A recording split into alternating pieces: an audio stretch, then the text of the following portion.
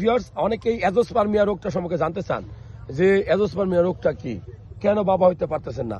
Azoospermia এমন একটা রোগ যে আপনার শুক্রাণু থাকবে না, আপনার বীর্য থাকবে, বীর্য স্খলন হবে। নর্মালি একবার মিলামেশা করলে কতটুকু বীর্য বের হয় জানেন? সেটা হলো 2 থেকে 3 ml, এভারেজ 2.5 ml। আবার শুক্রাণু নীল হয়ে গেলে বাবা হইতে পারে না। অনেক সময় শুক্রাণুর পরিমাণ খুব কম থাকলেও বাবা হওয়াটা টাফ হয়। এই জন্য আমি বলবো যে আপনি বাবা হওয়ার জন্য আপনার শুক্রাণু টেস্ট করা উচিত, সিমেন টেস্ট করা উচিত।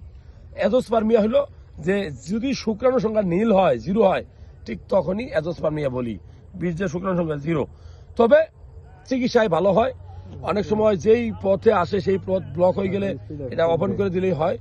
তবে যদি শুক্রাণু তৈরি না হয়, শুক্রাণু কোথায় তৈরি হয় জানেন? অন্ডকোষে।